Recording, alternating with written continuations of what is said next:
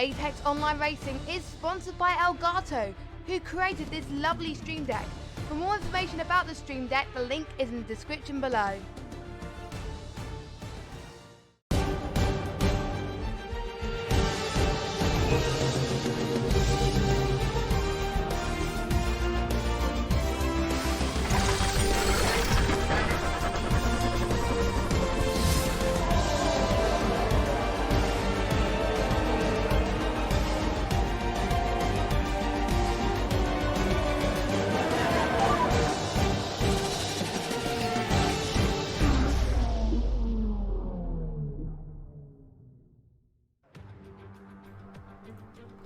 Good evening everybody and welcome back to AOR F1. Tonight we return to the track after a 2-week hiatus for round 4 of season 16 around the Baku city circuit in Azerbaijan, a track that invites bottle jobs like no other on the calendar.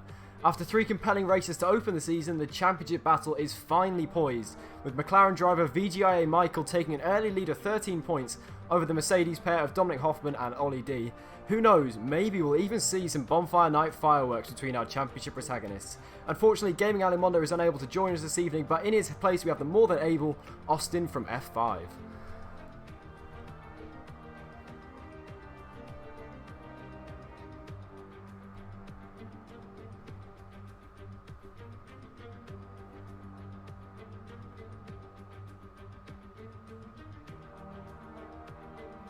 Yeah, I have absolutely no doubt that we will either. Well, we've had Baku twice on the AOR calendar in the past, in Season 12 and Season 14, and both times have provided absolutely awesome racing. And also something to note coming into this one is that the safety car is, well, with the new patch, has a much higher frequency than it did before. So just in time for the toughest track of the calendar, we have an increase in safety car frequency. This is going to be interesting. If you just give me 1 second, I will sort out the audio for us.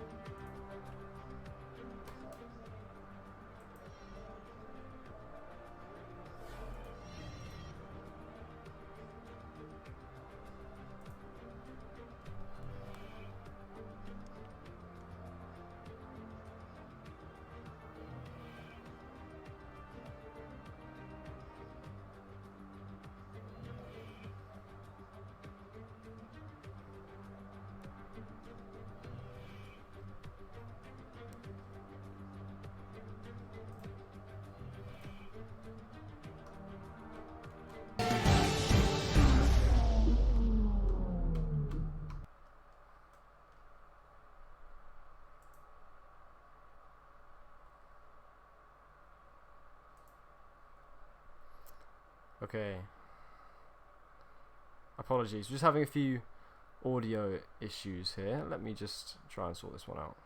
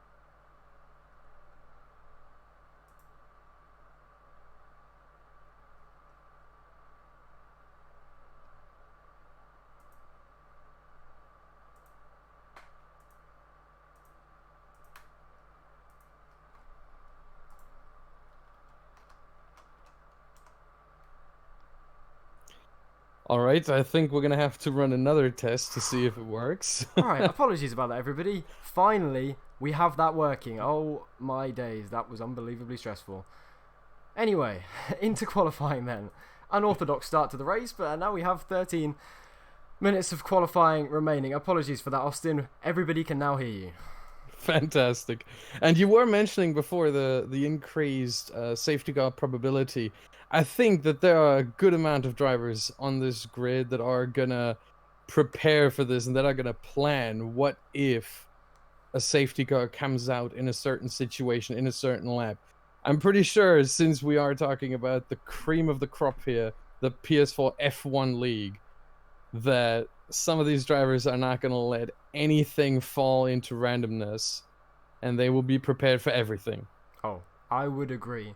There's the one thing about league racing, you have to be prepared for literally anything. And another spanner that's potentially been thrown into the works here is we have a dry start to this race, but there is rain confirmed by the end of the race, which is going to make things very, very interesting indeed.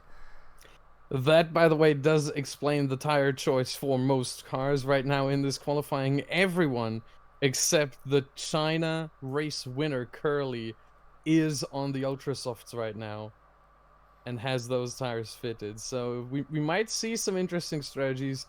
If the rain comes towards the end, we will probably see a two-stop. Maybe someone will do it like Michael did in China and stretch it out on a one-stop.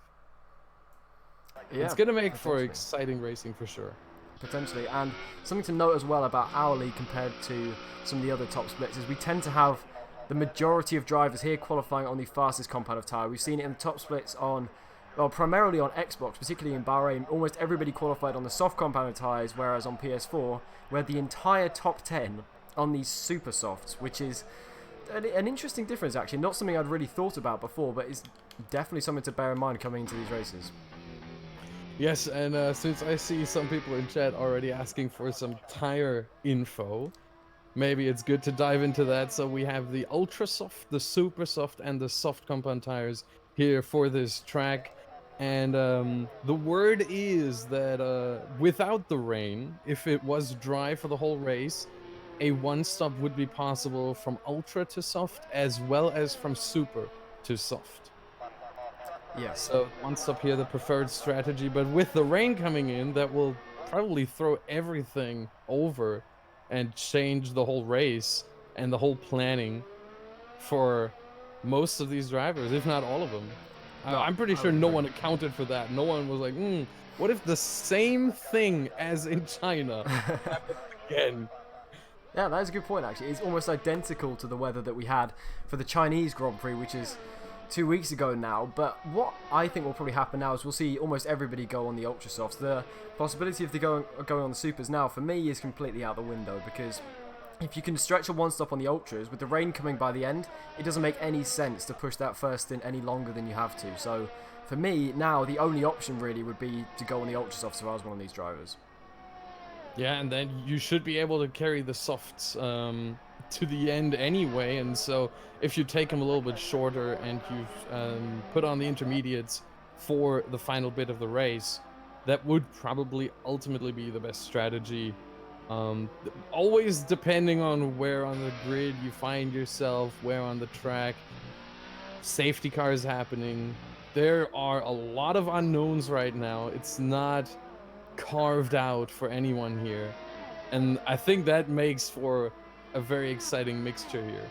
No, I would completely agree. I think just like China, we are going to have everything balanced right on the edge. We saw in China that the dry tyres was the way to go at the end until the second last corner of the entire race, which shows you just how finely poised the strategy was in that race. And if there's rain coming at the end of this one as well, which there is, it's going to be, I would say, a pretty similar situation to what we saw 2 weeks ago, where we had the dramatic incident of Curly overtaking Michael at the final corner of the race and then losing the win because of a 3-second time penalty.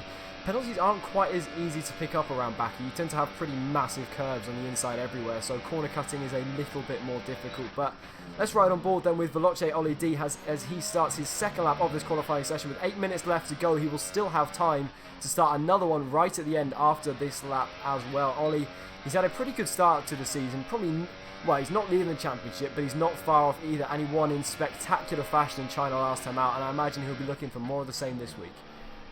Certainly he will, and I have to chime in on one thing you said, the corner cutting. Yes, it is not that much of an issue, but there is turn 7 where it is very easy to cut the inside corner, where if we stay on Ollie right now, we will get to that corner right here, the next one. It is so easy to misjudge that corner and go a little bit further to the inside than you're allowed to and pick up one of those warnings. You can only allow yourself 2. The third one will give you the 3-second time penalty, and we have 26 laps here, so you make a mistake just over 10% of the time going through that corner, which isn't much, and you pick yourself a penalty. Then there's also this corner here, right here, turn 15. Bit harder, but not impossible to pick up another penalty there if you go too close to the inside, especially if you're battling with another car and you go too wide in there. So it's not impossible to pick up a penalty, but it is hard. I would be surprised to see almost the whole field at the end being penalized. That would definitely not be expected. I think a couple of cars will pick up some penalties. Look, I would have to agree with you, and I think Curly showed us last time out in China just how costly it can be if you pick up a 3-second time penalty when your rivals haven't. I mean, he lost what would have been a clear victory with the 3-second time penalties. Everybody will be out to avoid them. When the league is this close, you cannot afford any mistakes, as NTG Freak, or Dominic Hoffman is also known, crosses the line with a 36.4, which puts him on provisional pole by half a second. We are expecting the pole time to be around the low 36s, and potentially, if we're lucky, we might see a high 35, which would be absolutely awesome. But NTG Freak then on provisional pole. Yes, but one thing to Curly and the Chinese Grand Prix, he got his penalty revoked after the race, so he did in fact win. Oh wow, I wasn't even aware of that. Congratulations to one of those one of those warnings got removed, and therefore the penalty got revoked as well, and so he did pick up the win in the end, ahead of Ollie and Michael. I have to say, he did probably deserve that one after his last lap heroics. That was absolutely awesome to watch.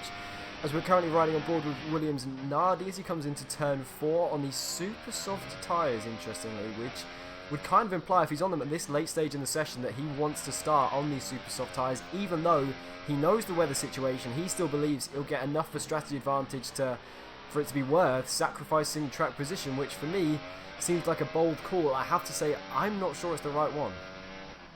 I'm not so sure that he wants to qualify on those tires.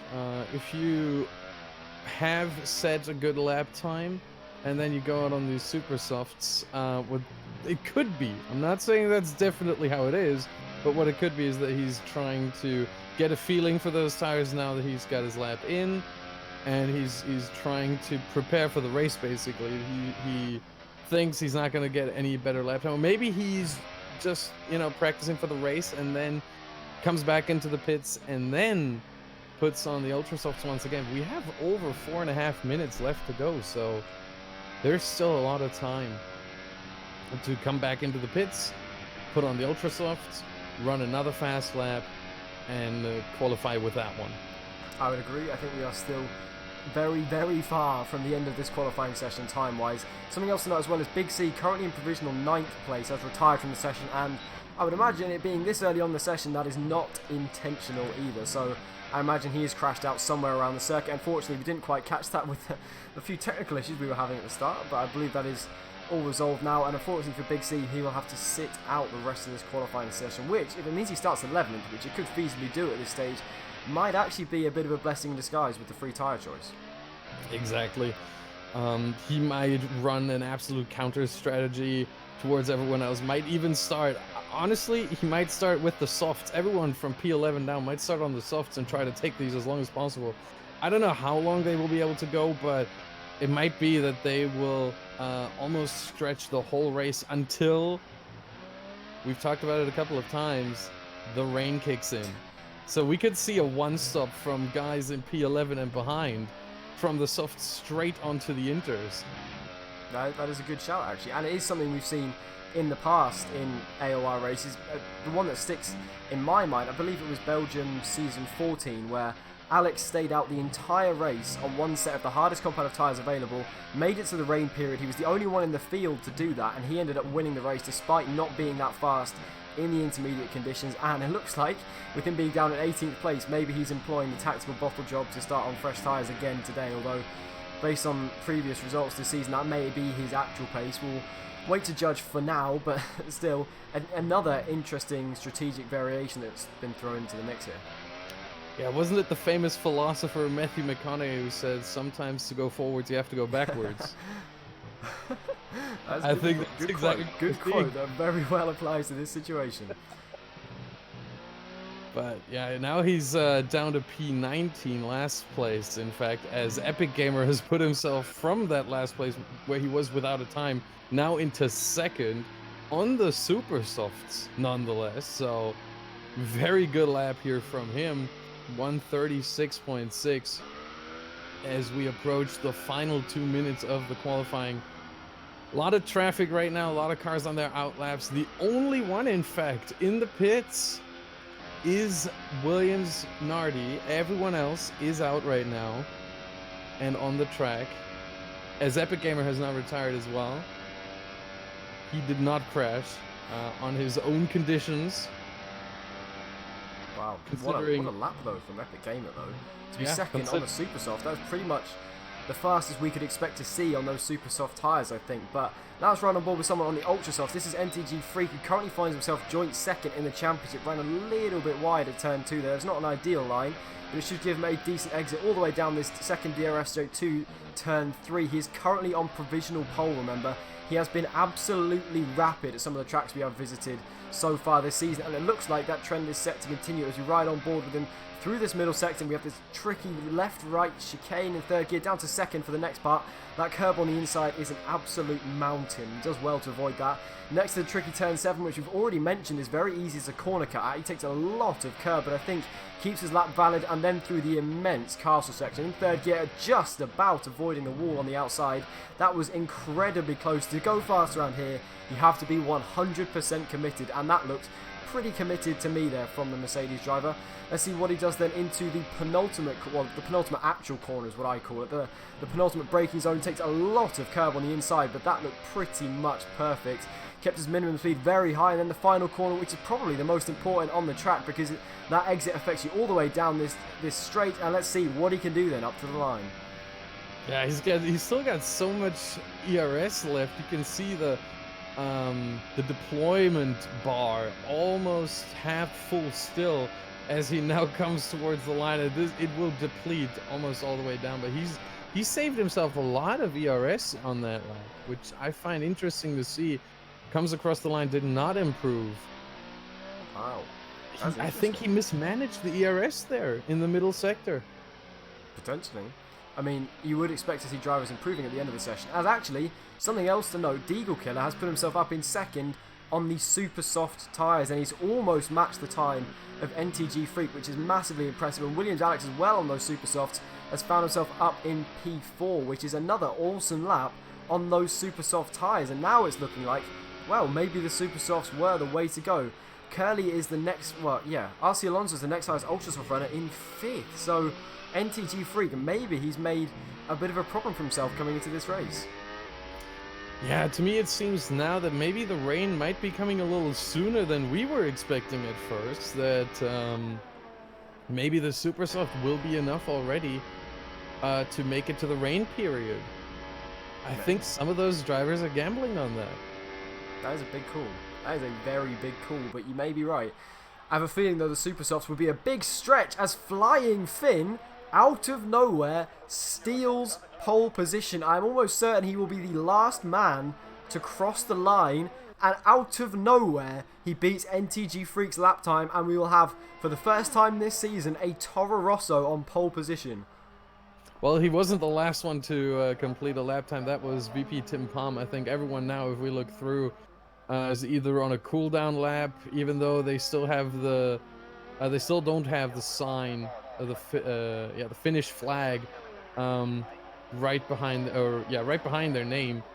but they're on cooldown laps. They are going to come into the pits, and so I think this does conclude the qualifying as VP Tim Palm put himself in the 13th position on his final lap, all the way from down in last.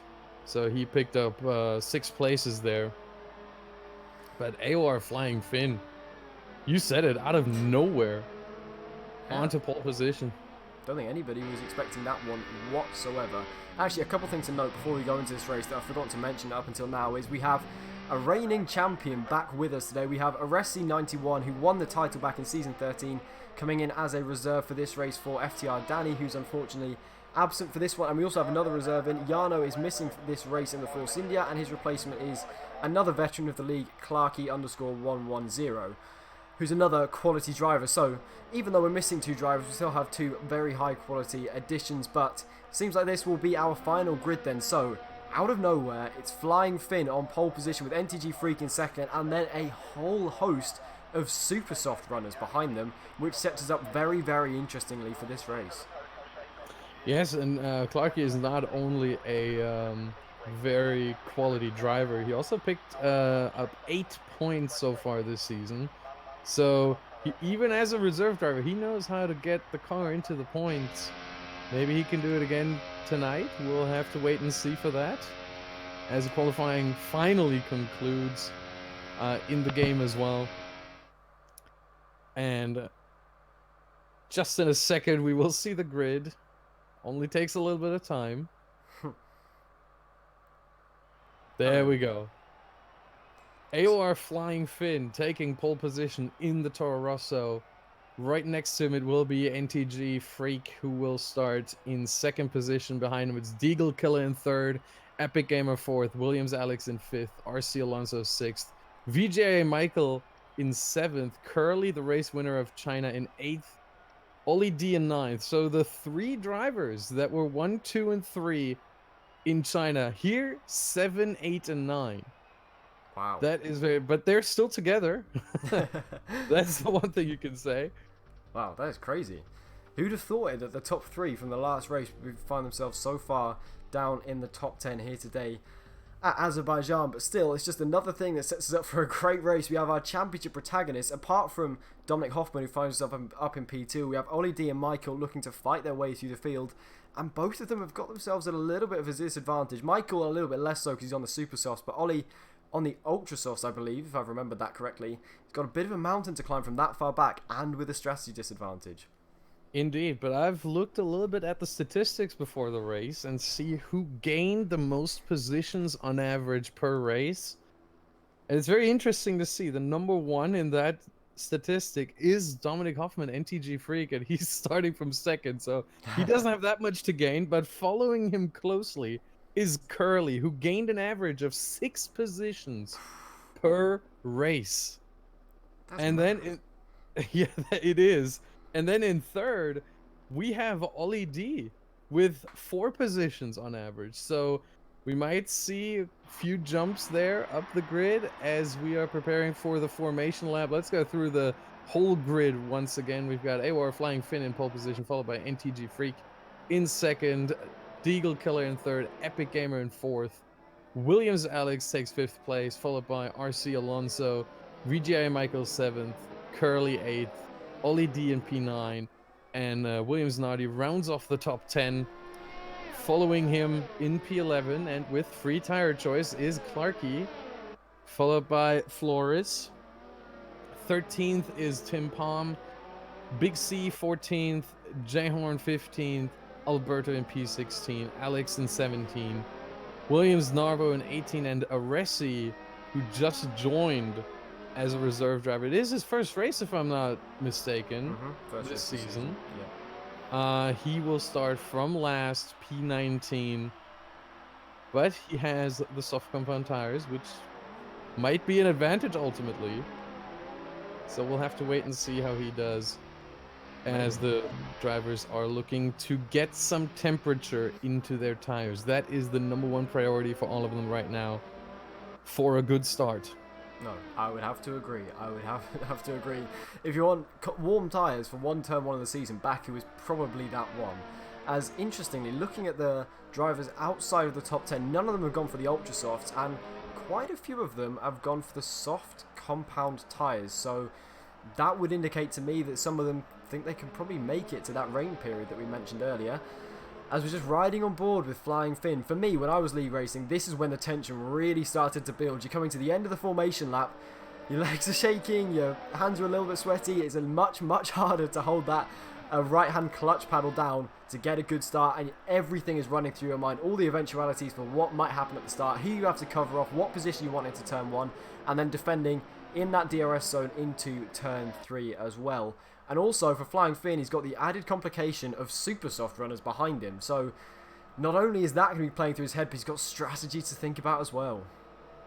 Yes, I would think that having super soft runners right behind him is not that much of a worry for him on track, but it will settle in his mind. So they will most likely not be able to challenge him in the first couple of laps.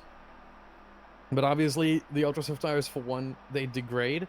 And for two, you have to think about strategy the whole time. What if a safety car comes out? What if when the rain hits? But here we go. Ali, take it away.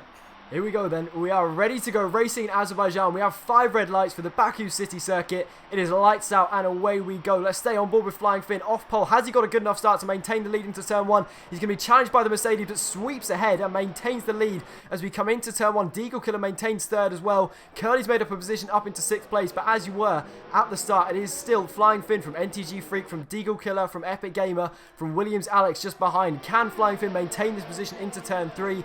Is NTG Freak anywhere near close enough to challenge? I don't think he is. So it is still Flying Finn from Freak from Deagle Killer.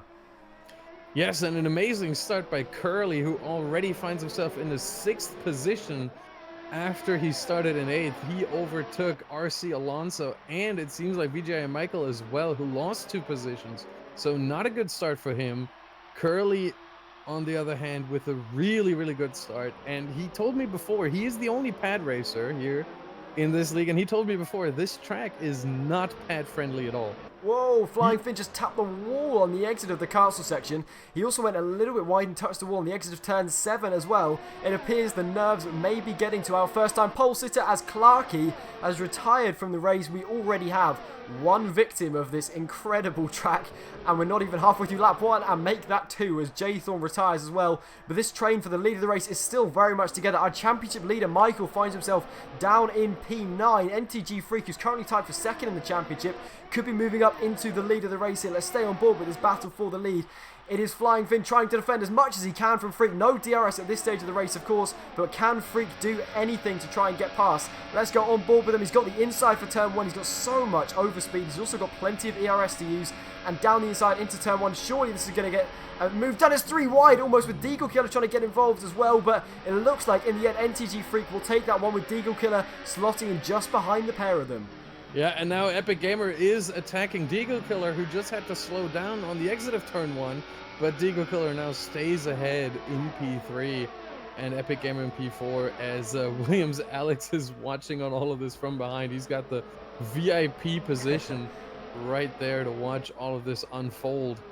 But now in this middle sector, there will not be that much overtaking, I think. It is very hard to find your way past the guy ahead of you in this sector. And so for now, it's going to slow down a little bit, but only until we come to turn 16, 17 again, and the long straight, the long full throttle section all the way into turn 1. Let's see if Flying Finn then can settle down a little bit in this race. He looked a little bit shaky on lap 1, and the fact that he's lost 8 tenths already to the Mercedes of Freak in front would imply that he's not feeling particularly comfortable at this point in the race. This is his first season in the top tier of AOR, and it looks like at the moment he's feeling the pressure a little bit, but we'll hold judgment just for a little while, and we'll see what he can do as we're about to move on to lap 3 of this race. He's just under 8 tenths back, which I don't think will be anywhere near close enough to make a move on that Mercedes. He's still in DRS range for when we eventually get to that point in the race. But now looking back to that battle for 3rd, It is Epic Gamer against Deagle Killer. Deagle's getting a bit of a tow from the guys in front, but is it going to be enough to keep him ahead of Epic Gamer? Let's ride on board with the Haas as we come towards turn 1. Freak sets the fastest lap of this race, and Epic Gamer cannot quite make a move, and this train for the lead of the race, the top 4 cars, is still intact. Yes, but we've got another long straight, not as long, but still pretty long, coming up right here. And we've got the DRS now in play, so maybe Flying Finn can close in a little. He will not be able to overtake, but yeah, no, everyone has DRS here, so no overtaking happening all the way through the field. I'm looking through the whole field, no overtaking at all on into turn 3. But I'm pretty sure that will change later in this race. No, I would agree. Unfortunately, the middle and final sectors don't really lend themselves to overtaking that much. You pretty much have to wait until you get all the way back to turn 1 and then turn 3 to have a proper chance overtaking, as crucially now, at this point in the race, Flying Finn has fallen out of that 1 second window, and he completely surprised me there by running into the wall at the castle section again. He's running his luck there. I'm very surprised he hasn't picked up damage up until this point. He's getting very, very close and even touching the walls on a number of occasions so far, and unfortunately for him, he is falling back quite considerably from that Mercedes in front of him. From pole position, it hasn't quite gone to plan for the Toro Rosso driver so far in this race, and now he has 2 cars who are less than 2 tenths behind him. Let's stay with Deagle then. Let's go on board with him, as he will have DRS now, crucially this time. And actually, let's go on board with Epic Gamer, who's going to have a box seat view of this one. Flying Finn is under so much pressure from Deagle Killer, who is just able to breeze past him. It's such a long straight. He had much better drive out of that final corner, and I don't think Flying Finn's going to be able to do anything about it. Is Epic Gamer going to follow Deagle through? He looks down the inside. It's very, very close between him and the Toro Rosso, but he cannot get anything done. So now it is Deagle Killer on those super soft tyres up into P2. Yeah, for a second I was very worried that Epic Gamer is trying a move that just wasn't there, but he backed down in the last split second in fact. But now he does make the move, and he makes it brilliantly into turn 3. So Epic Gamer takes 3rd position, and Flying Finn, after starting in pole, it took him 3 laps and, well, 3 corners to find himself down into 4th. A bit of a nightmare start for Flying Finn. It's not what you want from pole position. Unfortunately, the ultra soft tyre strategy hasn't quite worked for him, as he now finds himself right in the midst of the super soft runners, and with 2 super soft cars in front of him, which is not where you want to be at all in this race. But all that battling has allowed NTG Freak to break away from the DRS zone of the guys behind, although I imagine that gap will start coming down pretty much as soon as those ultra softs start wearing. This track absolutely eats. Oh, safety car! Safety car is out as RC Alonso retires from the session from P11 in this race. We have a safety car, and now this 100% plays into the hands of the ultra soft runners here. Yeah, and RC Alonso's in the middle of the castle section. He and not just standing there on the sidewall. No, the car is pretty much covering more than half the track. It's gone now, but I've just seen it when I was riding there with Aresi. The car was covering more than half of the track, so definitely a worthy safety car here, and we'll have to wait and see. So NTG comes into the pits, as does Deagle Killer, as does Epic Gamer, as does Flying Finn. Everyone's coming in. Oh boy. Who's not coming in at this point? This is going to be one incredibly hectic pit lane. We've seen it in the past. The race can be won and lost in the pit lane.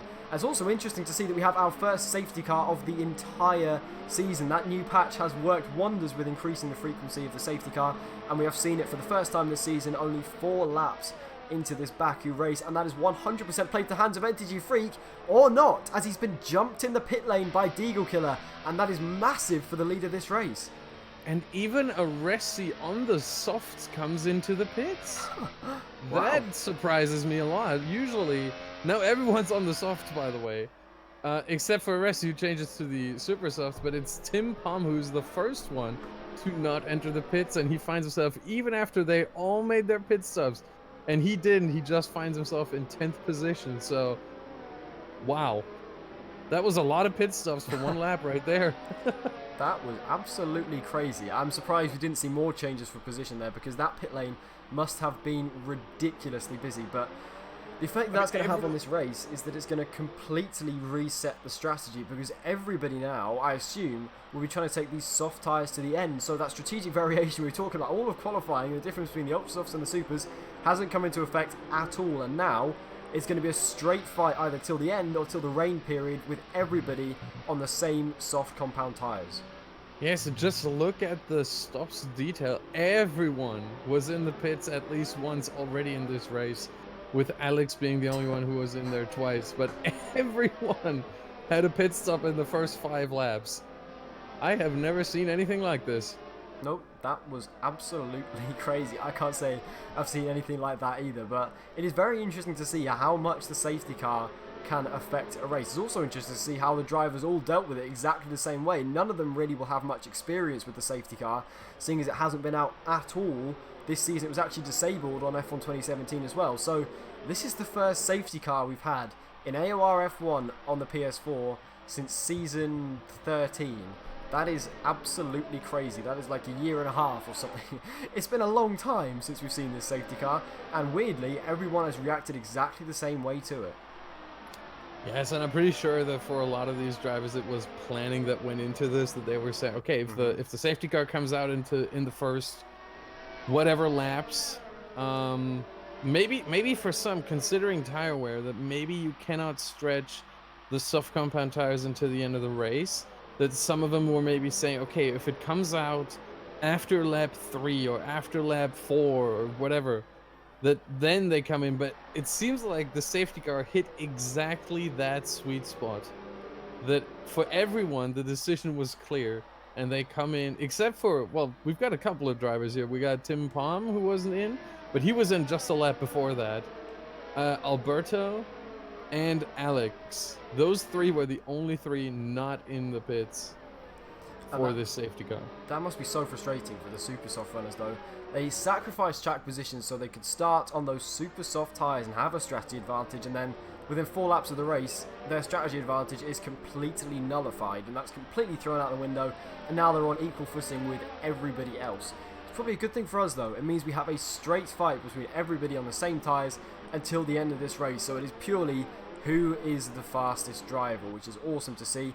So, while we have the safety car, let's just run you through the grid order then. So, from P3 on the grid, Deagle Killer moves himself up into P1, with NTG Freak maintaining P2, and Flying Finn, who started on pole, finds himself now down in P3. Williams Alex are 1 position up into P4, and Curly, the biggest gainer out of anybody really in the top 10 so far in this race, up 3 positions into P5, with Epic Gamer down 2. We must have lost that in the pit lane carnage, to P6. Veloce Ollie DP7, our championship leader Michael, down in P8. Not a good start at all for him, with Williams Nardi 9th and Tim Palm rounding out the top 10. So everything is set now for a crazy, last 3 quarters of this race. We barely even started. Yes, and we'll have to wait and see if the safety car comes in at the end of this lap here. I personally do not think so. Oh, well, they proved me wrong. Perfect timing. That was the commentator's curse in full effect. The safety car is coming in fact. I thought it would stay out 1 lap longer, but apparently Bernd Mailänder has some other plans. So Deagle Killer is now the one who, well, he sets the pace. He decides when the restart happens. And everyone else behind him is going to make sure they have some heated tires to stay behind him and stay with him and maybe even overtake him in the turn 1. There is contact. Flying Finn runs into the back of Deagle. Wow, Deagle Killer. Oh, and Deagle Killer's picked up a 5-second penalty for that. Wow. He was going so slowly on the restart. It just caught out the 2 guys behind.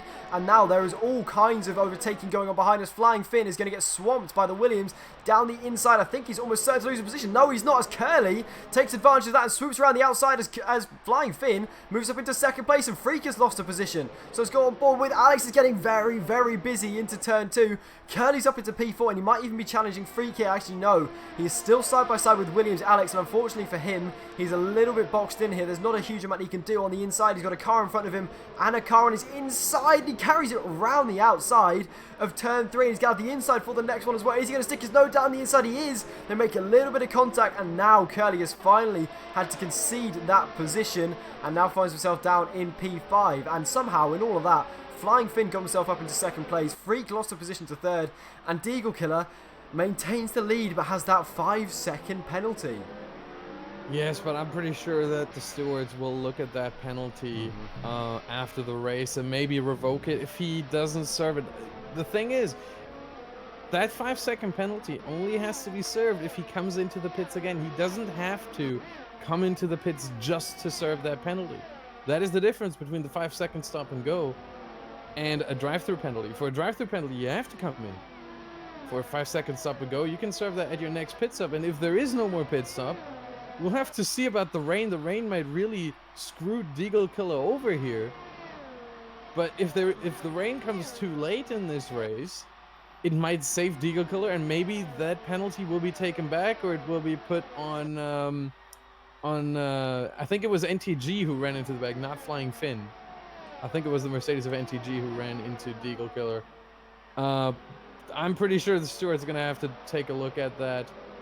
And it seems like NTG also has some front wing damage. He is very, very slow compared to everyone else in that turn 1, also turn 2. And he's under attack now by Williams, Alex, by Curly, by pretty much everyone behind him here. Alex tries to carve up a move. There is no DRS yet. Don't forget that. That will be enabled at the end of this lap. But you can see if you look at if you look at it from Alex's perspective, you can see just how much NTG is struggling through those corners, and he has to take him slower than usual, and that he's holding up the whole train behind him. Yeah, I mean, that's very unfortunate for Freak. I mean, I wonder where we've seen it before, where safety car restarts at Baku have caused problems.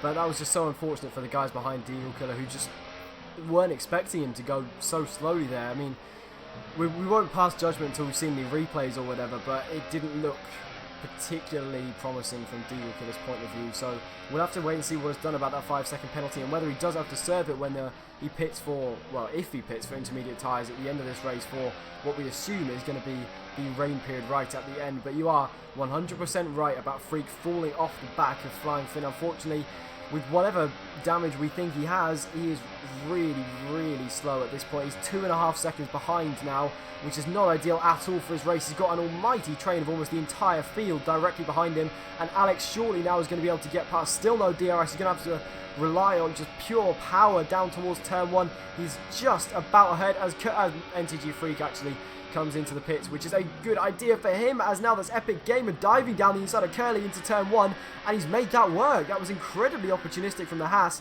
who's got a bit of work to do, having been held up in the pits, and he now finds himself up in P4 here. Yeah, so it was a great move here from Epic Gamer. As you said, very opportunistic. I think that is pretty much the right word for this.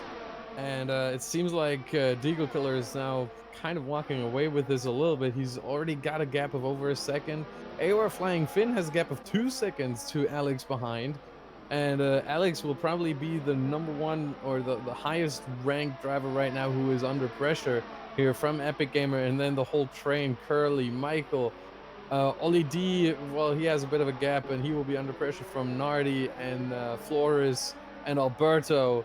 Oh my, we've got groups forming here, and probably a lot of fighting ahead of us. Yeah, it's set up perfectly for the end of this race. So at the front, it is Deagle Killer who's maintained the lead by 1.8 seconds to Flying Finn in second, with Williams Alex, who managed to get past NTG Freak in that Mercedes up into P3, a further 2 seconds back. And then quite a cluster of cars behind him. We have Epic Gamer, Curly and Michael, and then another cluster of cars with Ollie D, Nardi, Flores, Alberto, Big C, Alex. That is a huge train. But let's concentrate on this battle for P3, then the final podium place. Let's go on board with Epic Gamer as he looks to make up another position. Everything's been going against him so far in this race, but he's closing so fast in the slipstream of Williams Alex, and that Williams is now well in the distance of that Haas car. Look at that, and I have a feeling actually that Alex has just led him through, because he offered up absolutely no resistance there and had no straight line speed whatsoever. So now it's Deagle from Flying Finn from Epic Gamer who's looking to chase down the two leaders. Yes, I was looking at Williams Alex's ERS deployment the whole time, and he had it in low, in mode 1, so he was not putting up any defense here whatsoever. Now he put it up a bit higher for the straight towards turn 3.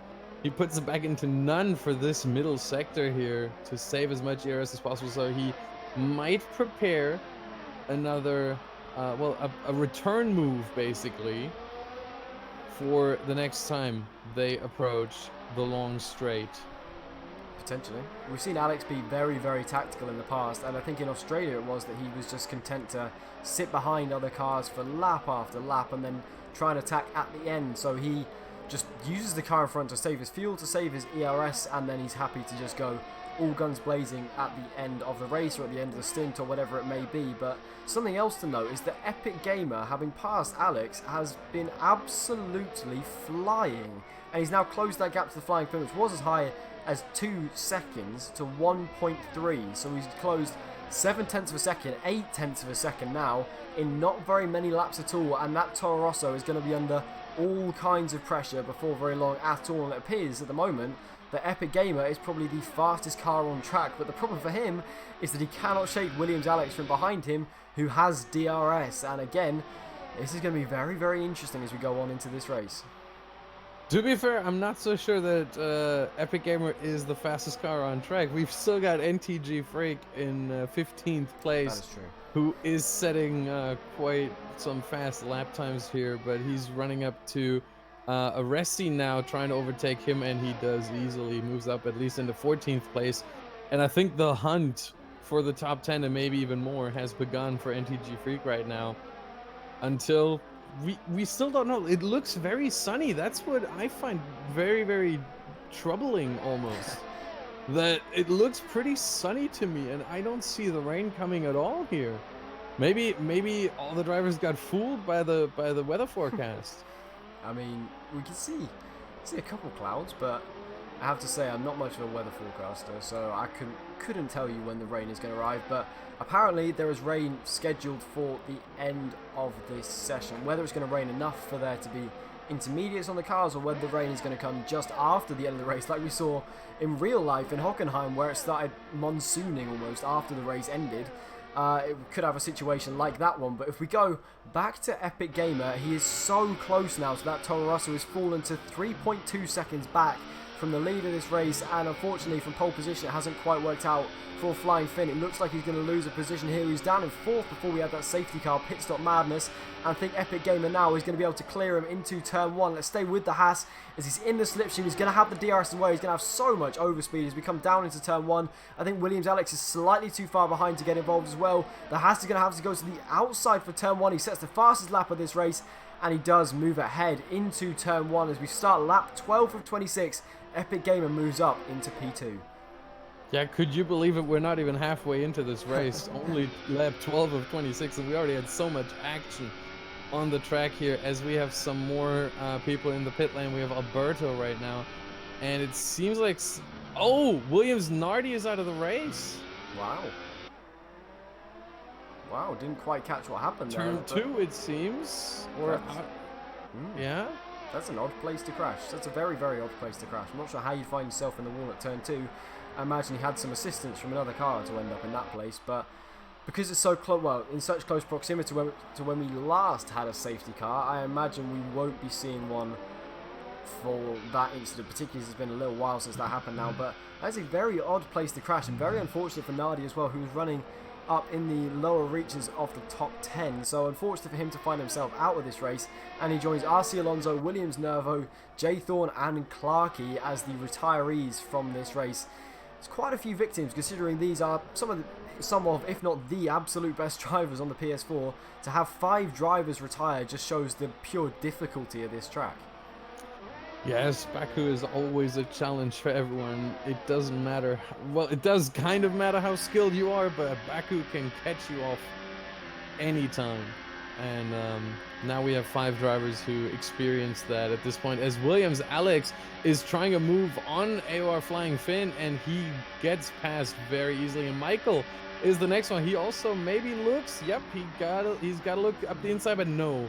He sticks back into the slipstream of Flying Finn for turn 1, and he's gonna try and overtake here as Oli D picks up a 5-second stop-and-go penalty for speeding in the pit lane. He's switching from softs to super soft, and Michael now takes 4th position from Flying Finn. And it didn't look like there was much of a defense here by Flying Finn. He had his ERS deployment in none, in 0 the whole time. So, almost looks like he let Michael past. That is an odd one. That is a very odd one. But I have to say, it has been, up until now, a very mature, very experienced drive from Michael, who found himself a little way down the order in qualifying, but he's driven very nicely, very smoothly, stayed out of trouble, avoided all the carnage that we've had at the safety car restart, and with everything else that's gone on in this race, and now finds himself up in P4. And that is actually very odd to see Ollie D pitting and putting himself down in 14th place, as well as picking up a 5 second stop and go, but I would assume that something has gone horribly wrong for Ollie, and he's picked up wing damage somewhere, because you would not otherwise, I think, want to be pitting in this race. But hasn't quite gone well for Ollie either, and the two Mercedes have had a bit of a nightmare in this race. It has to be said, both of them at about the halfway point in this race find themselves well outside the points, which must be very disappointing for the guys who I believe are probably leading the Constructors' Championship. So to be both of them outside the points is not an ideal situation at all. But let's stay with Michael then, as he chases down Alex for P3 in this race. He's so much faster on the straights. He's used up almost all of his ERS, and Alex is defenseless pretty much. And I imagine as well, he would have turned down his ERS, turned down his fuel, and just let Michael through. And the McLaren's charge continues. He moves himself up into P3 here. Yes, but we've got another DRS straight coming up right here, and Michael's ERS is still looking very, very dire. He's only, now he puts it up in the high. Ooh, it's gonna be tough. But Alex didn't even attempt. Alex stayed in none the whole time. He didn't even attempt, even though he had enough ERS to try it. But of course he doesn't know that Michael's ERS was running very, very low, and so he might have had a chance. I think he knows now, but he didn't know at the start of the straight, and so he didn't even attempt it. He probably already prepared for the exit of turn 16 and making another move there. I mean, Alex again being very, very tactical and very, very passive. I mean, who are we to question him when he's the reigning champion in this league and current driver for Williams Esports as well in the F1 Esports Championship? He probably knows better what he's doing than we do. So we won't question his tactics, but he currently finds himself down in P4, having not really fought Michael, having not really fought Epic Gamer. And Epic Gamer now has continued his charge, and he's closing in on Deagle Killer, and is now only 2.3 seconds behind. So Epic Gamer in that Haas is looking very, very fast and very, very challenging for a potential victory here. So we'll have to wait and see how that one plays out. But this battle for P3, I imagine if I turn the telemetry on, Williams Alex won't be pushing that much, and yeah, you can see he's in mode 2 of his ERS, so he's not really pushing for an overtake, and then turns it down to none as well. So again, he's content to sit behind. Yes, just take the slipstream, take the DRS, let both of these pull you along, and charge your battery. I think that it might be a smart call here, because for one, you don't know what happens in those last 12 laps, and two, you can attack in lap 26 and gain that position. And gain it for good. Yeah. And end the race on the podium. So there's no real point right now fighting and pushing as hard as he can. It's easier to just stick behind Michael. Michael is fast. Alex knows that. And Michael can basically drag him along and just charge your battery and just, you know, let the slipstream and let the DRS pull you along the whole time. And Alex doing a very good job, I have to say, of saving his battery. He has 75% left, and when you compare that to the 40% that Michael has at the moment, that is a massive difference. And Michael's gap to Epic Gamer in front is, oh wow, Epic Gamer, 5 seconds stop and go penalty for exceeding track limits. And that was at the penultimate corner there, which is very, very interesting. I imagine he must have misjudged his braking and then cut the corner massively to pick up a 5-second penalty. Normally, for 3 warnings, you'd see a 3-second time penalty. So I assume that is for one isolated incident, and he must have done one massive corner cut at that corner, and that if it doesn't get overturned by the stewards, that is going to massively hamper his result in this race. And he now finds himself 3 seconds back from the car in front, as the two guys behind aren't that far back either. So that 5-second penalty would put him way down, I think in P4 at the moment, which would be disastrous for his race. Yes, and I just looked, he didn't pick up a single warning before this incident. So it's not that there was anything anything cumulative. It was just that incident that, boom, just straight up gave him a 5-second penalty. He must have cut that turn 15 massively. Yeah. And the thing is, look, I've driven a couple of laps around this track. Cutting turn 15 doesn't gain you that much. It definitely doesn't gain you 5 seconds. It doesn't even gain you 3. It doesn't even gain you 1 second. It's much less, if it gains you at all, because it destabilizes the car. Because the curb inside turn 15 is just so high that the car almost jumps over it. And so that really surprises me. I did not expect the game to be that strict with a 5-second penalty there, but yeah, we'll have to wait and see. That's crazy. That's kind of crazy. We will have to wait and see what the stewards make of that one. But I did notice earlier in this race, he was taking a few liberties at that corner, as a number of these drivers have been doing, and absolutely attacking that curb and flying over it and seemingly gaining time. So maybe he just tried his luck a little bit too hard. He was closing massively on Deagle Kill, and that gap was down to almost 2 seconds at one point. And I imagine now, after what was probably quite a scary incident for him, he's backed off a little bit. He's now down to 3.5 seconds back, and the gap between him and Michael has also pretty much stayed the same. But something else to note is now the skies do look very, very grey. So maybe that rain that we forecast at the start of the stream isn't that far away. Indeed, the sky has changed quite a bit. We barely see the sun shine through. Just a couple of times, really, that the sun still comes through, but it's gotten a lot darker. And looking at this right now, I would assume that we see some rain before the end of the race. My estimate is probably at around between lap 20 and 23. That's what I would put it down. Maybe a bit earlier, but I think 20 to 22 maybe is probably a good guess here with the rain.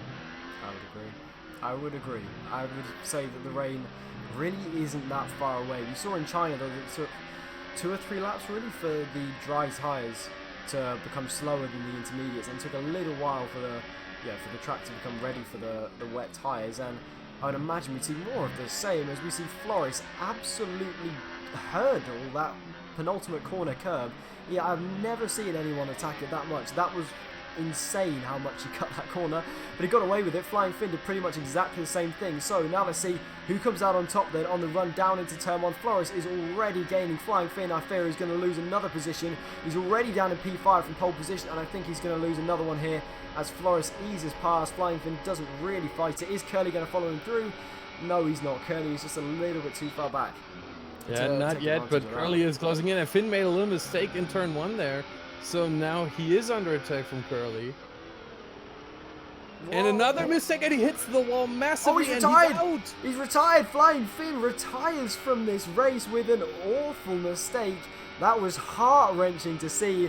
And there is no worse feeling on an F1 game than when you brake too late and you know full well you are going into a wall and there is nothing you can do. I've had it myself all too many times, even around this track in the past.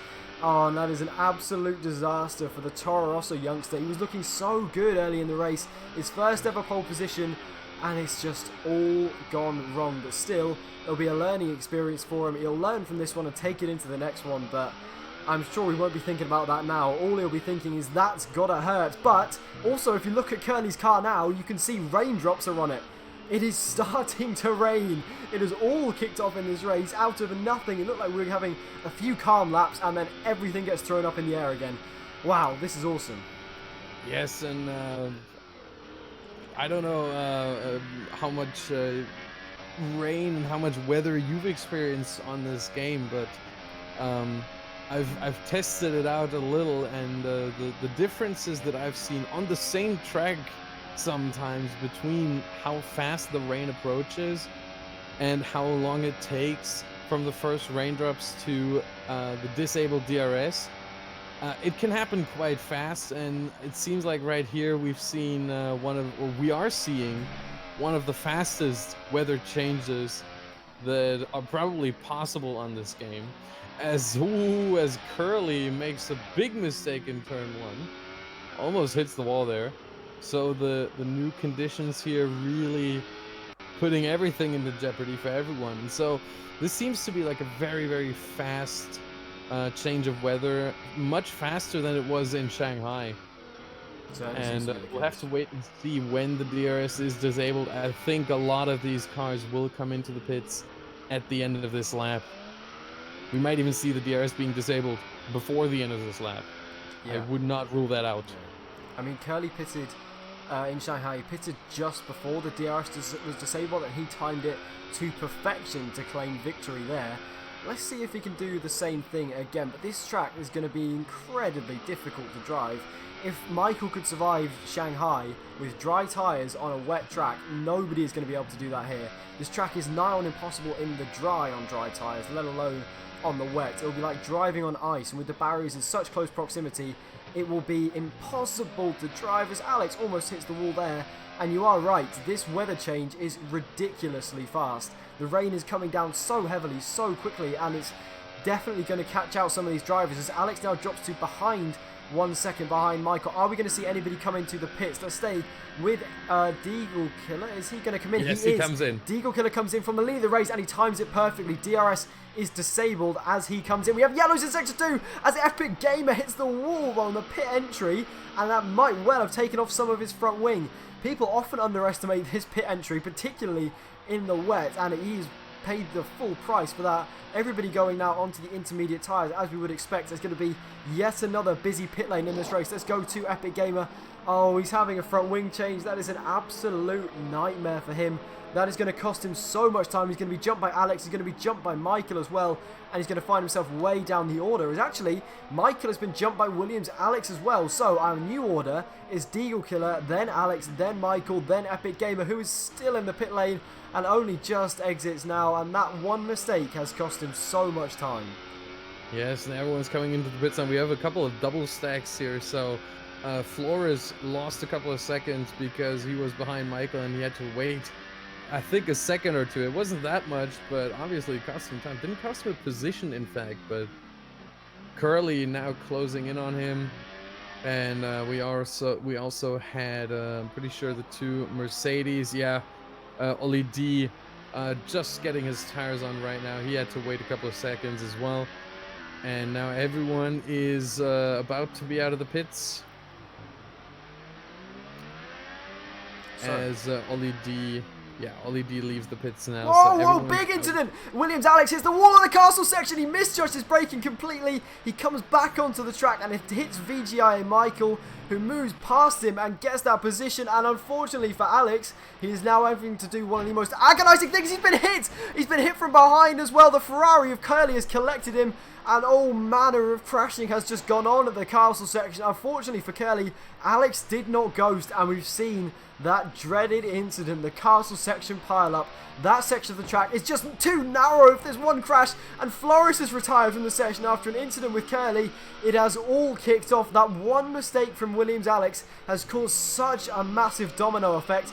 Curly's got wing damage, and Flores has retired from the session in one of the most dramatic incidents we will see all season. And I imagine Michael might have wing damage as well, but it's not stopped him closing way up to the back of Epic Gamer. Epic Gamer going defensive into turn 1. Michael looking to the inside, though he's a little bit later on the brakes. He's gone very, very wide. He's locked up slightly on his inside front. He is still side by side with the Haskar, who has to concede the position, and they've now dropped to 8 seconds behind the leader, Deagle Killer, and all manner of carnage has just occurred there. That was one of the craziest sections of racing you will ever see. Literally everything kicked off at once, and Epic Gamer now is going to have to sit behind Michael for another corner, but Michael runs wide. He's in the wall. He's lost his front wing, locked up and completely smashed into the barrier. And our championship leader, after working his way up into P2 from P8 in this race, it has all gone wrong, and he just slightly misjudged his braking and found himself in the wall alongside Alex, who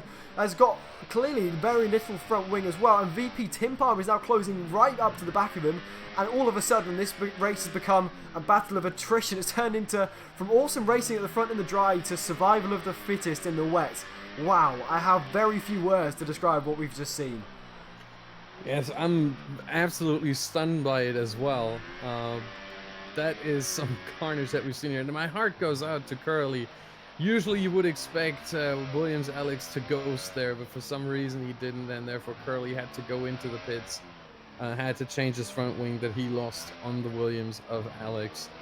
That is very, very unfortunate for him. He finds himself now in P9 with a new set of interest, but that's only a slight silver lining there for him. And he's 14 seconds behind NTG Freak, who is in P8. So it almost looks like P9 will be his final position if nothing drastic changes. But then again, we just saw what happened, so there could be some more drastic changes coming. There could even be a safety car. I was surprised with Flores standing there just outside turn 13 in the middle of the track that there was not a safety car for that. Yeah, I would agree. I'm very surprised after all the retirements, the flurry of retirements we had pretty much in the space of half a lap, that we didn't get any kind of safety car. But somehow Michael has decided that the right decision is to stay out with no front wing whatsoever. So he is currently rolling around in P3, but can barely turn his car at all. And currently Williams Alex, it was also severely lacking in front wing, having done like a 7-point turn in the castle section, is closing him down. That shows you just how slowly that McLaren is going. He's fallen now to 12 seconds behind Epic Gamer, who he was battling with. And I have to say, I really do feel for Michael. I've found myself in that exact same wall in Season 12. It is a horrible, horrible feeling. And unfortunately for him, it just hasn't gone well at all. As I think Alex has had an issue as well, as he is sideways at turn 3. And he now finds himself down in P12 and last of the runners that we still have remaining in this race. But wow, that was a crazy section. It was turn 2, in fact. It wasn't turn 3, but I think what happened is simply he just misjudged that corner in the wet and braked too late, and so he had to take the emergency exit there, and that lost him the position. I don't think he sustained any front wing damage there, any damage really. So at least that's good for him, but he's gonna have a tough time making it into the top 10. But it seems like right now Deagle Killer is taking the victory if he doesn't bottle it, which is a very, very not likely, but a very possible scenario. It's so easy on this track to, especially in the wet, to just lose it somewhere and make some mistake, take an emergency exit, misjudge a corner, and you do that once. You lose 10, 15 seconds because now you have to come to a full stop. You have to go into reverse. You have to get back on the track. You have to make sure that there's no other car approaching that, might hit you in the worst case scenario. And it will cost you time. So the most important thing for Deagle right now is to just drive safely, really. Try not to be the fastest, but to be the safest driver. Make sure to keep clear of all the walls. Make sure that you always brake maybe a little earlier than usual, and just bring it home. And that can be the hardest thing for a racing driver, to just slow yourself down to a degree that you can drive safely. Sometimes your brain just switches off in that moment, and then you make a mistake even though you were driving slowly. Yeah. I mean, this is maybe the one time where he has to turn off racing driver mode and become a much slower driver and just cruise around for these final few laps. He has got a little bit of a buffer to Epic Gamer behind, so he doesn't need to push mad fast. He has a little bit of a buffer to use, but still, that gap is small enough that it could be close potentially if he slows down too much and starts cruising a little bit too slowly. But the battle that I think we need to be looking at between now and the end of this race is Williams Alex and VGIA Michael, neither of whom have much front wing left on their cars at all. You can see that McLaren has no front wing at all. He is driving with not even a plank of wood on the front of his car. He can barely turn through the final 2 corners, and unfortunately for him, Williams Alex is going to be able to cruise past, even though he has significant front wing damage as well from that castle section incident, and I think they are both going to be passed by Tim Palm as well, and this is going to be a very, very painful sequence of corners for Michael, who is going to lose position after position. He's very late on the brakes, doesn't get any control over that whatsoever, and he almost slams into the back of that Williams, and the only car in this train that I think doesn't have damage at this point is Tim Palm just behind, who is going to have a huge pace advantage, particularly over that McLaren, who is struggling so much, and this is a horrible situation for a championship leader who, if he manages to come home with any points whatsoever from this situation, it would be a minor miracle. We're on the penultimate lap of this race, but having no front wing in these conditions is just the most difficult challenge you can have on any F1 game ever. So if he manages to keep it on the island for these last few corners, it will be quite a recovery drive, I think. But Tim Palmer's going to be all over the back and very shortly. And NTG Freak and Big C really aren't that far behind either, and I imagine they're going to be piling on the pressure as soon as they get up to the back of this McLaren as well. The castle section is probably one of the worst parts of the track if you have no front wing, because it's hard enough in the dry, and you can see pretty much from the point of view of Tim Palm, that rain is very heavy and would probably imply, instead of intermediate conditions, it's probably ready for full wets now. Yes, as NTG Freak apparently made a mistake in the castle section, lost the position to Big C, who's now in 6th. And now Michael lets through Tim Palm into 4th place. And Tim Palm is now going to hunt after Alex to try to get the podium position. But one more thing about Michael, I think his thinking was, I think he sustained damage in lap 21. So his thinking was probably, okay, 5 laps remaining, 22, 23, 24, 25, 26. So how much does a front wing does a pit stop with front wing change cost? Around probably 30 seconds, maybe a bit more. Yeah. If I lose less than 6 seconds a lap, I can make this work. But it seems now that he is losing a lot more than just 6 seconds a lap. If we look at the at his times right now, his timing sheet, well, that doesn't tell us much, but 157s and 158s, that's his times. Compare that to the leader, Deagle Killer, who's running 151. Well, actually, that's 6 to 7 seconds. Oh wow! It probably wouldn't have made it. It wouldn't have made a difference either way. Maybe it is 6 to 7 seconds he loses a lap to Deagle Killer, to the leader.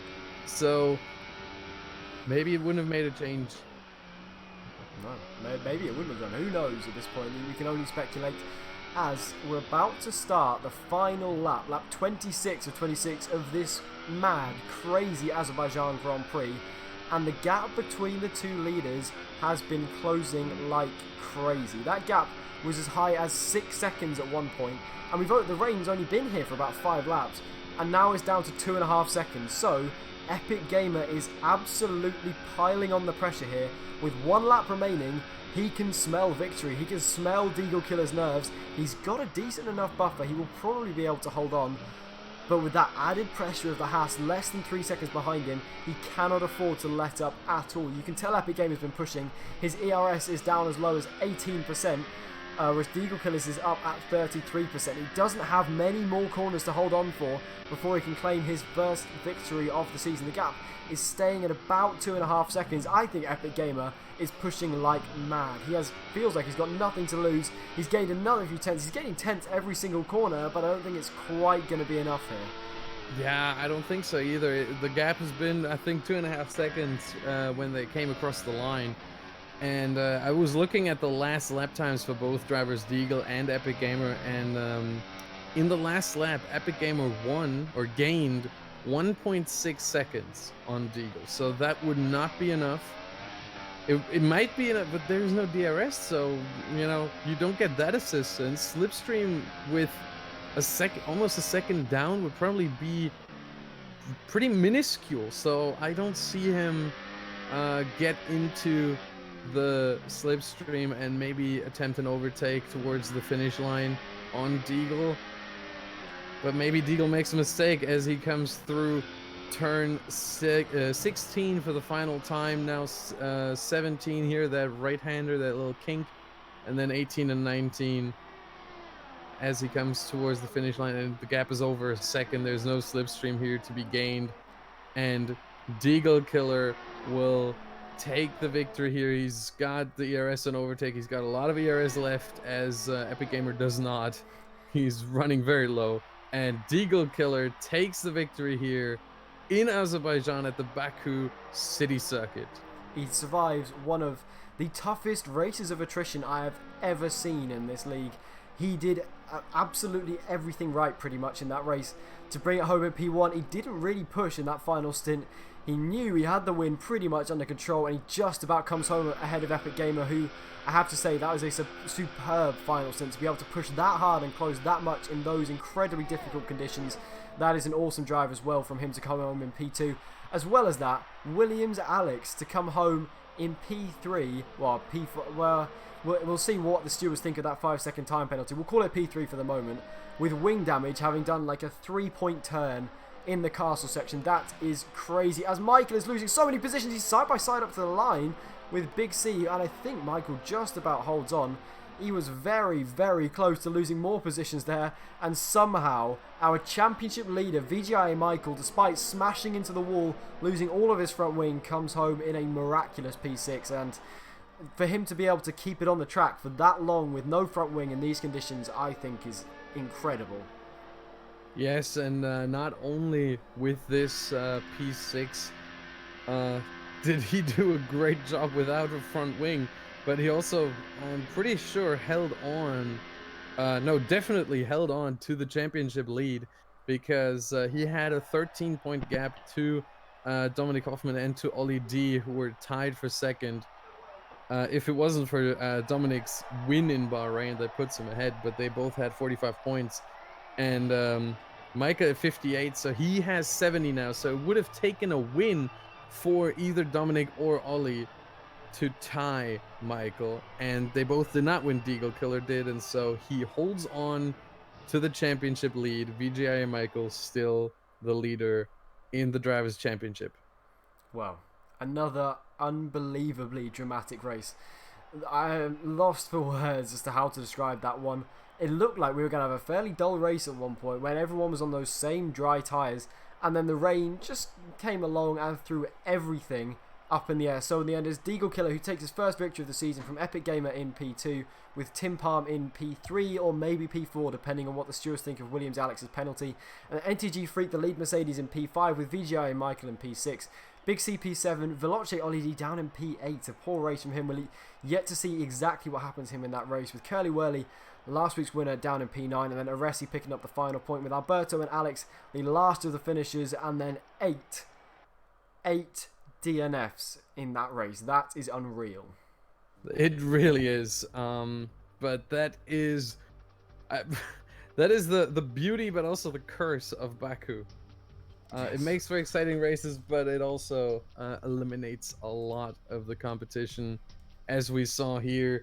And I'm just calculating through the new standings. If the result of this race does not change, let's say VP Tim Palm got third, and Williams Alex 5-second penalty will stay and will not be revoked. I'm calculating it through right now. So Michael has 70 points now in the championship. NTG Freak, Dominic Hoffman came in 5th, so he's at 55. Then we got Ollie, who did score 4 points, so he's at 49. And he loses a position because Deagle Killer puts himself at 52 with this win. Curly, well, he got 2 points, so he is at 39 now. He is most likely, if I'm not mistaken, in 5th place. Loses a position because Deagle Killer just jumps straight up into 3rd place. Then we got, hold on, who else do we have here? I think that's the top 5 for sure. Behind that, Epic Gamer doing a very good job with 18 points here. He is jumping up to 24. He only had 6 points before this race, so he's quadrupling his points after this one race. That is something he's going to be very happy with, I'm sure. Other than that, Tim Palm I don't see him here. Hold on. Oh, yeah, he had no points so far, so that's his first 15 points. So he's gonna jump a couple of positions here, probably definitely into the top 10 in the standings with that podium. And Williams Alex will, oh boy, it's so hard to see. Oh, he will, with 12 points, he will get 36. He will have 36 now, so he's just behind Curly in P6. So that will be the top 6. Michael at 70, Dominic Hoffman 55, 15 points behind. Then Deagle 52, and Ollie D 49. So P2 to 4 within 6 points. That can all change in the next race. That can change within a heartbeat. Wow. And even Michael is not safe up there. 15 points is nothing. No, yeah, how he's maintained his championship lead after that race, I have absolutely no idea. One thing to remind you of before we go is you can now vote for your driver of the day. It's a new feature we're trying in AOR. The link, I believe, is in the chat somewhere, so make sure you go and do that. But other than that, I sincerely apologise for the technical issues we had at the start of this stream. I honestly have no idea what happened, and I really hope that it doesn't happen again. But as I said, thank you all very much for watching. Thank you very much to Austin for joining me. Well, thank you for having me. And we will see you next week. Actually, Driver of the Day has already been voted for. Congratulations to Deagle Killer, not only on your victory, but also on your Driver of the Day. So we'll see you next time in Spain. Goodbye.